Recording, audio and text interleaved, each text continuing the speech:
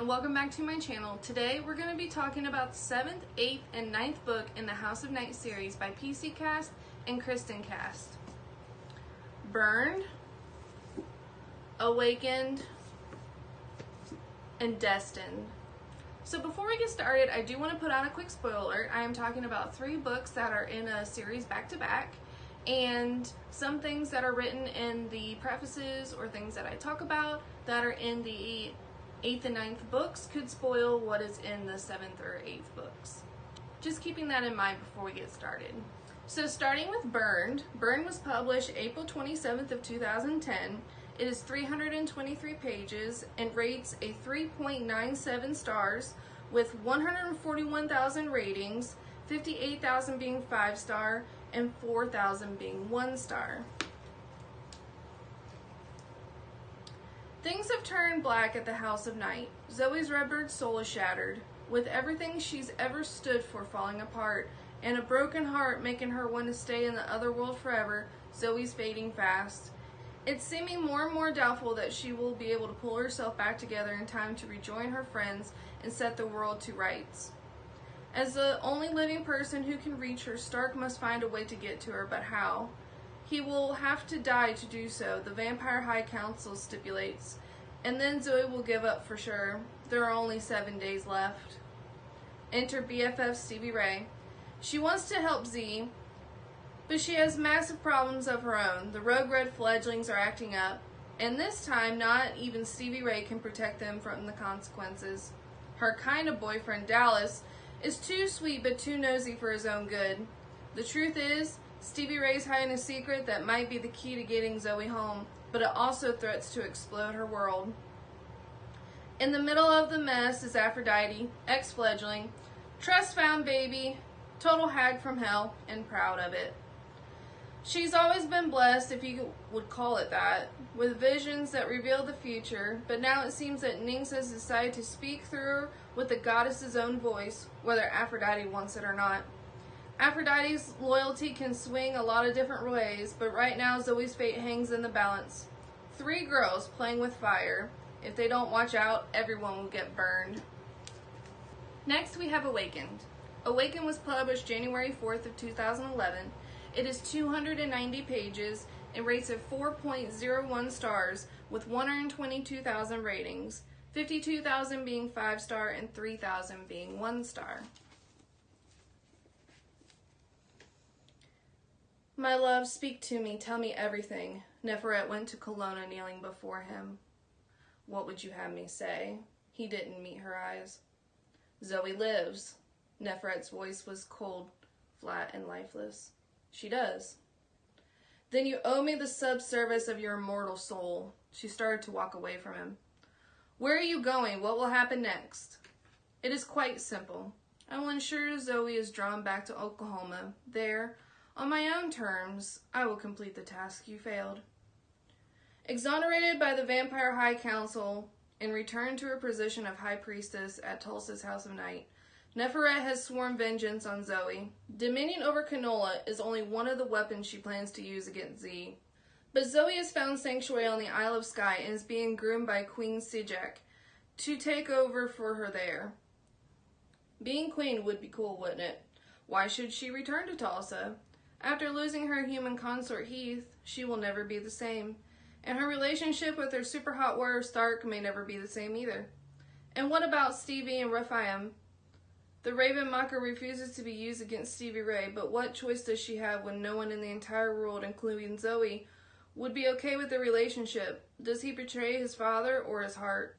In the pulse-pounding 8th book in the best-selling House of Night series, how far will the bonds of friendship stretch, and how long are the ties that bind one girl's heart? And last we have Destined. Destined was published October 25th of 2011.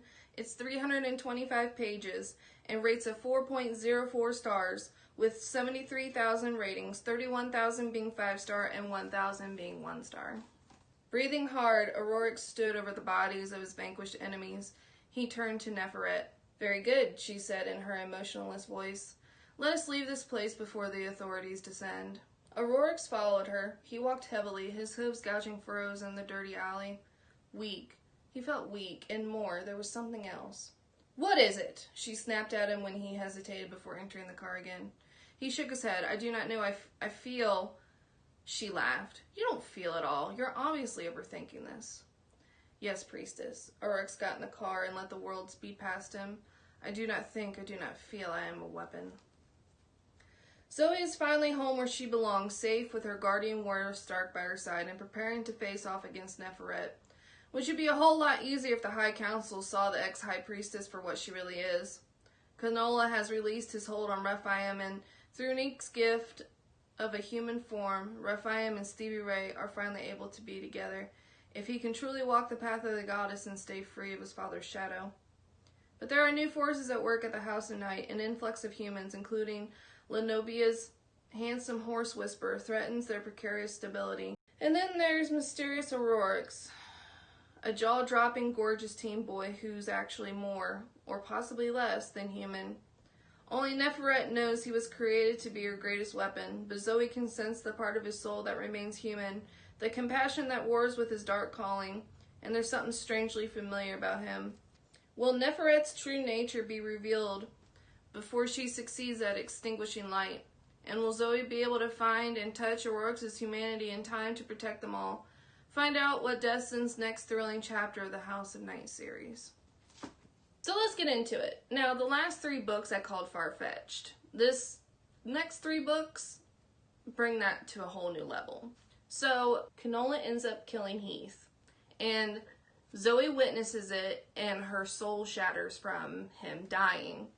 So now she is in the other world, and her soul is shattered. It's in fragments all over the other world.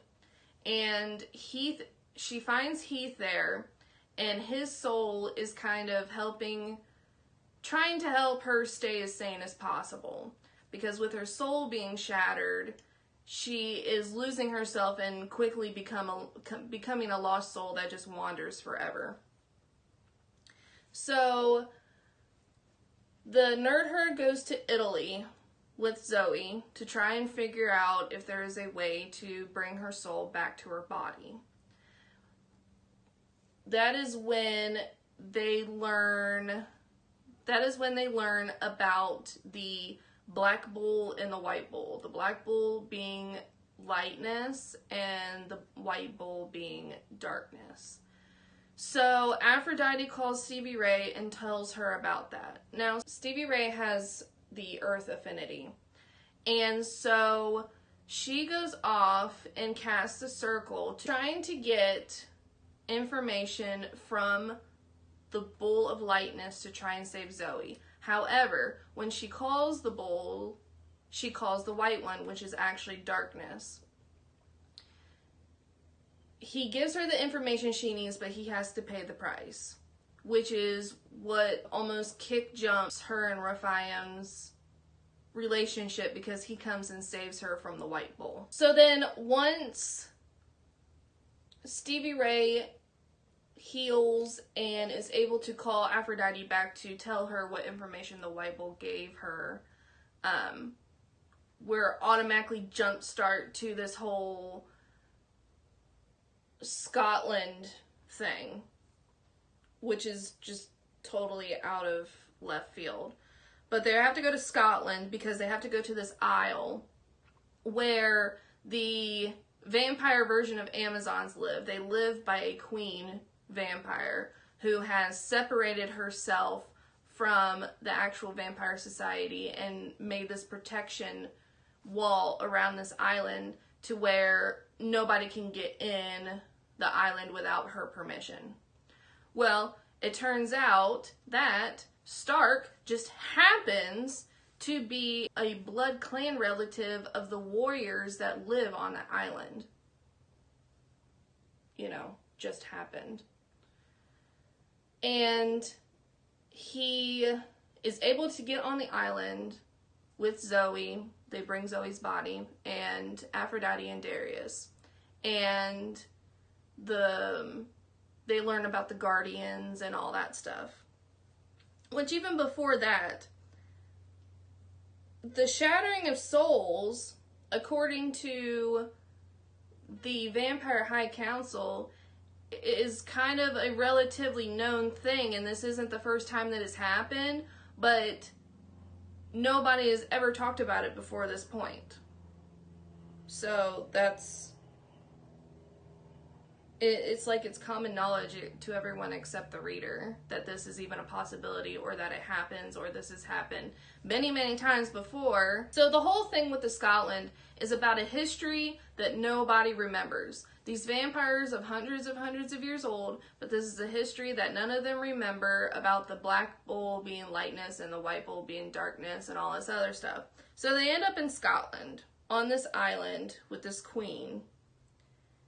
And all of the warriors around here are Scottish. And the main Scottish guy, they try to write this book as if he was talking with a Scottish accent, and it is god awful. And even after all this stuff is happening, the adults, the High Council and all that stuff, they all still trust Neferet. Like, there's this whole blatant thing that, you know, adults don't trust teenagers when something bad is happening. That just goes totally out of proportion, because if the shit was hitting the fan this much, they all should be able to know that Neferet has something to do with it. A smile here and a nice word there, it just doesn't add up. I feel like the adults should know that something is going on. They end up being able to bring Zoe back, and Stark has to almost basically die. And then he comes back, and of course Canola is in the other world with Zoe, and there's a big fight between him and Stark, and then Canola kills Stark in the other world, and then Nyx comes back and tells Canola, hey, you need to bring him back to life because you killed Heath, and this is your payment. So Canola bestows some of his immortal soul into Stark to bring him back. So now they're back on the Isle, and now Zoe doesn't want to leave. So after all this happens, they come back to the House of Night and all this other stuff, and Nyx actually bestows humanity upon Rephaim. So now during the day he's a raven, a complete raven, and doesn't know anything what's going on, is just a raven. He doesn't have any kind of thoughts or feelings or anything. And then at nighttime he's a human boy. And I know he's a human boy, but still this is kind of a weird kind of bestiality thing going on between him and Stevie Ray, because him and Stevie Ray, even before he came human, were together to a certain extent. And then Neferet begins a relationship with the White Bull, the Darkness, because she wants his power. She wants to be able to create chaos in the world and all that stuff. It is very evident that they call each other their consorts, which that means that they have a sexual relationship. At least by the standards that they wrote the book, that Neferet and the Bull have a relationship, which both are nasty. And then you have Zoe's mom randomly come back. She has her own point of view chapters, which by the time Destined comes, there are so many points of view that it's like you're bouncing from one thing to the next just constantly. Which I get that they're trying to make the story, like, give everyone good points of view. Like in Tempted, it was fine. It was like Zoe, Stevie Ray, there was a couple Rephians that were in there, but that was it. Now you have Shawnee has her own point of view, and Neferet has her own point of view, Zoe has her own point of view, Stevie Ray has her own point of view, Aurorax has his own point of view, Rephaim has his own point of view, Canola has his own point of view, and now Zoe's mom has her own point of view. So Zoe's mom just randomly comes back again. And of course, she randomly comes back and is like, her husband cheated on her, and she feels bad because she was a crappy parent to Zoe, which all of the children have crappy parents except Stevie Ray. And it's it's like, I don't understand why no one can have a good parent. Like, all these parents, after their kid turns into a vampire, or even before that, they're a shitty parent. You know, Zoe's parents, her mom chose her husband over Zoe, and, you know, he was part of this church, and, you know, Zoe was basically the devil and all this other stuff. And then Zoe has siblings. Zoe has two, I think she has a brother and a sister. And after the first book, like a chapter, they are never spoken of again, ever. And I don't know why they just kind of fell off the face of the earth or whatever. But then you got like Damien's parents, who are okay with him being a vampire, but are not okay with him being gay. There's another freaking gay stereotype, along with the 500 other things I've talked about, that, you know, he wanted a sketchbook, but they bought him like a magazine for sports or whatever. Like, not every parent's like that. Not every parent out there are some shitty parents, but not every parent is going to be a shitty parent. The only one that doesn't have a shitty parent is Stevie Ray. And now Shawnee's brought into this whole thing. Her and Aaron are basically broke up the twin club, and Shawnee is having this kind of crisis because she sees the way Canola and Raphaim's relationship are, and it reminds her of her dad, which none of that is spoken of before this point, that they had a bad relationship, and that she was marked on a school vacation. The school left her at the airport, and then when she called her dad to come and get her, or to buy her a plane ticket or whatever, because they're insanely rich, he was like, figure it out. So there's that. So Zoe's mom comes back and has her own point of view, and her husband cheated on her, so she's on her way to Grandma Redbird's house. And of course, guess who shows up? Neferet and the White Bull. So Neferet and the White Bull are looking for Zoe's grandma because she wants a sacrifice.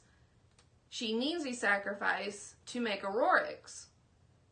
So they go there, and Zoe's grandma just happens to be out in another city. So guess what? They use Zoe's mom.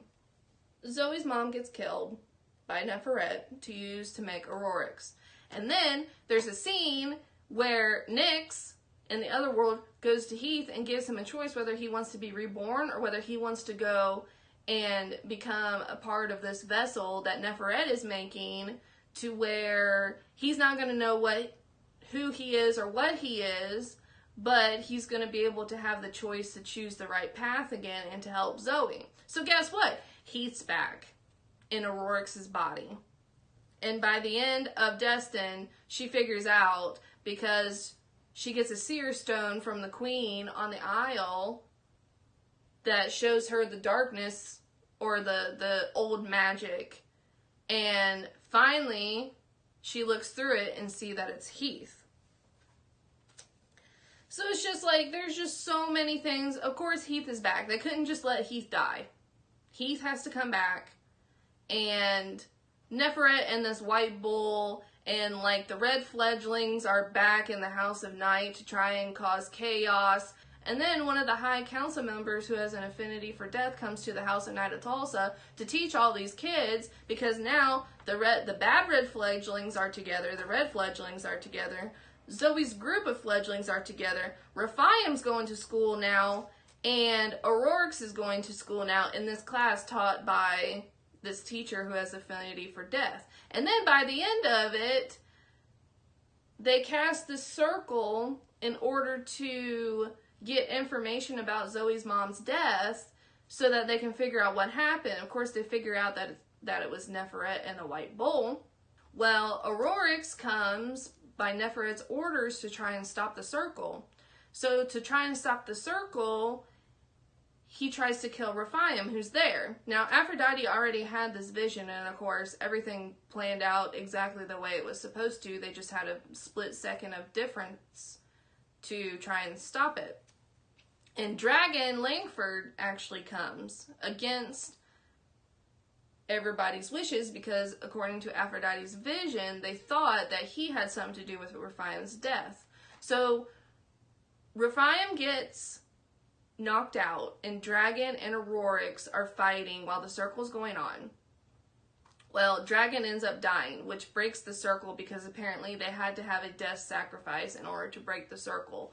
Don't know why the Harbinger of Death didn't know that beforehand, that only death can break the circle. So Dragon dies, so he's reunited with Anastasia, his wife, and Stevie Ray calls Rephiam on his cell phone while she's in the circle because she cannot break the circle in order to save him. So Canola comes, but comes too late.